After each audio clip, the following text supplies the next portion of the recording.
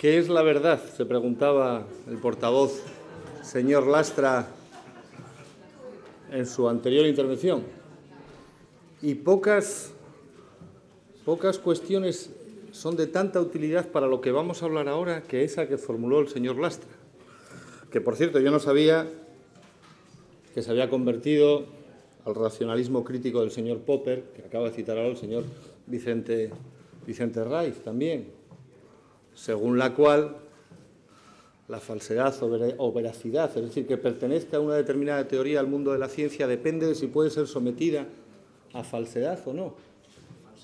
La falsación, la falsabilidad, la adecuación, si se puede someter o no, si no, formará parte de la metafísica. Ya sé que para ustedes la permanencia de su gobierno deriva de esa teoría del señor Popper. Como no puede ser sustituido, ergo, todo lo que yo proponga, diga, plantee en esta Cámara forma parte del conocimiento científico. Y de lo que hablamos los demás es de pura metafísica. Ya sé que ustedes se han convertido al pensamiento de Popper. Qué curioso, ¿no? Pero mire, yo realmente en esto de la verdad, más que al relativismo hegeliano, del que usted hacía referencia al principio también, voy a hablar de algo bastante más pedestre, algo más de andar por casa, ¿no?, con lo que yo me manejo mejor. Y es sencillamente con el diccionario de la Real Academia. Y mire, la verdad, según el diccionario de la Real Academia, es la adecuación de las afirmaciones a los hechos. A los hechos. Esto es una cuestión también que para los que vivimos en el mundo jurídico solemos hacer bastante referencia, ¿no? Deme usted los hechos y ya pondré yo el derecho. Los hechos, vamos a hablar de hechos. Mire, los hechos son que el Gobierno de España dictó un acuerdo, el Consejo Interterritorial, del 10 de julio del 2012, en el cual se modificaba el criterio de copago en los servicios para la dependencia, en servicios de la atención a domicilio y de teleasistencia. Derivado de ese acuerdo, y más allá de que se pueda discutir sobre su obligatoriedad o no, lo cierto es que el Gobierno de Asturias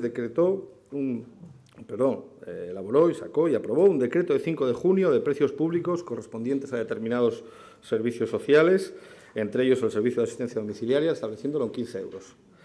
Dictó también una resolución de 28 de junio del 2013 de prestaciones y de determinación de la capacidad económica de las personas beneficiarias, y a lo largo del verano, empezando en el mes de julio, empiezan a notificar el inicio del procedimiento de revisión de la prestación a las personas dependientes, derivado de este nuevo copago, para determinar dos cosas: la intensidad de la prestación, las horas que les corresponde según el grado de dependencia, y la determinación de la participación económica en dicho servicio del usuario, la nueva participación económica. Eso empiezan a hacerlo a lo largo del verano.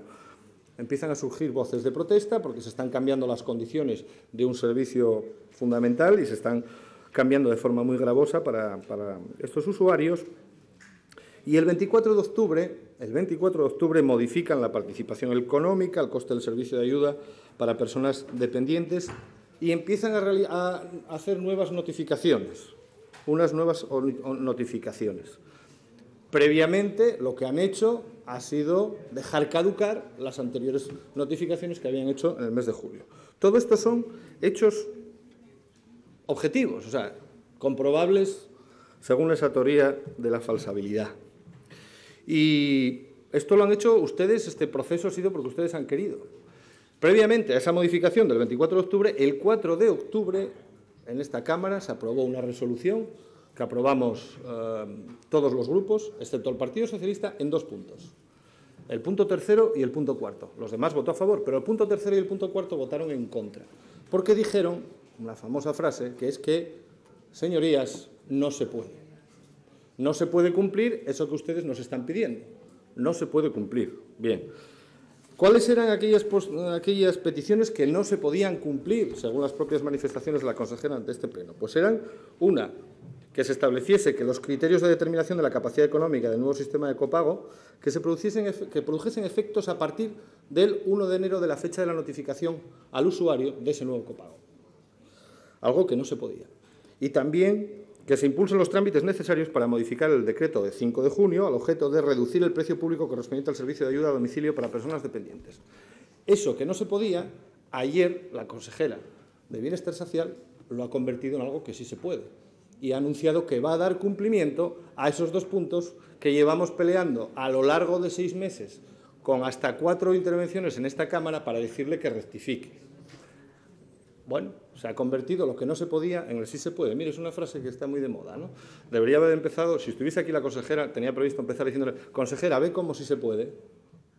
No solo que sí se puede, es que se podía y se pudo desde siempre, desde el principio. Y se podía, pero usted no tenía la voluntad política, que es de lo que se trata, de dar cumplimiento a esas cuestiones. Y mire, ayer la consejera dio una rueda de prensa.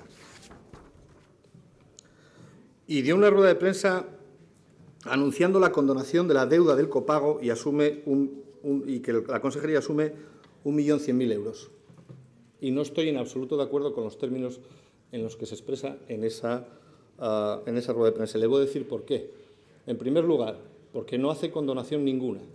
Porque también los términos de la Real Academia son muy claros. Condonar significa perdonar una pena o una deuda. Y yo no estoy dispuesto a admitir de que la Consejería de Bienestar Social perdone o condone deuda alguna, en absoluto. Esas deudas no debieron de haberse producido en ningún caso. Y si hubiese escuchado este Parlamento, no se hubiesen producido. Eran deudas que afectaban a los derechos de los ciudadanos y que, por lo tanto, en ningún caso, y no voy a volver a repetir aquí lo que dije en mi anterior intervención sobre este asunto, en ningún caso, porque así lo establece la legislación vigente, no porque sea una concesión graciable de la Consejería, en ningún caso se pueden aplicar con efecto retroactivo. En ningún caso. Por lo tanto, no perdona nada, no perdona una deuda, no es una concesión graciable, sino que lo único que hace es buscar una salida al atolladero en el que se había metido la propia Consejería sin que nadie se lo hubiese pedido.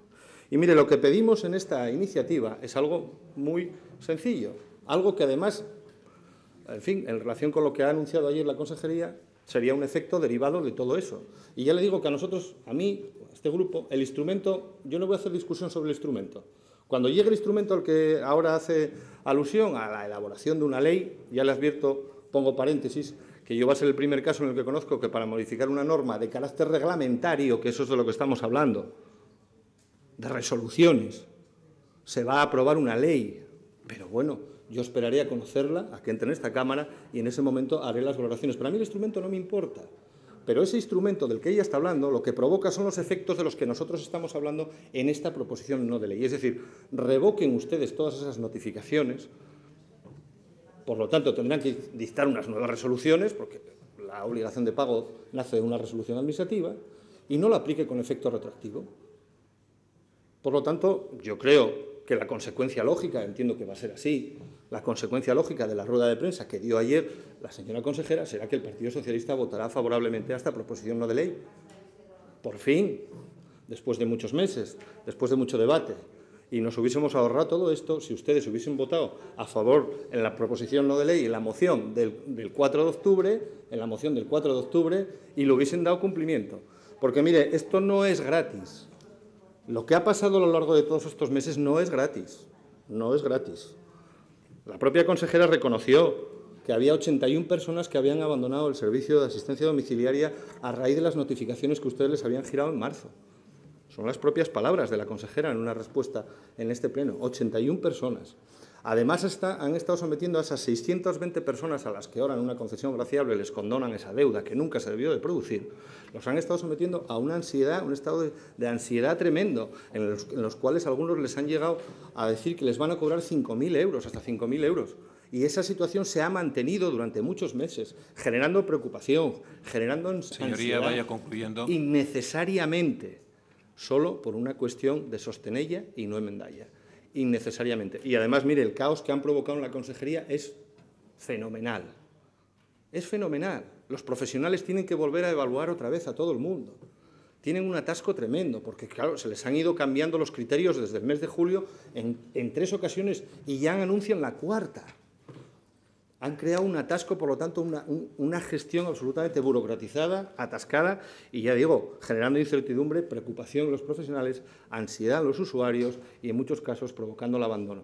Todo eso es lo que ha provocado esta rectificación por fases, aunque no se quiera decir, de la Consejería de Bienestar Social. Porque no hay condonación, hay rectificación.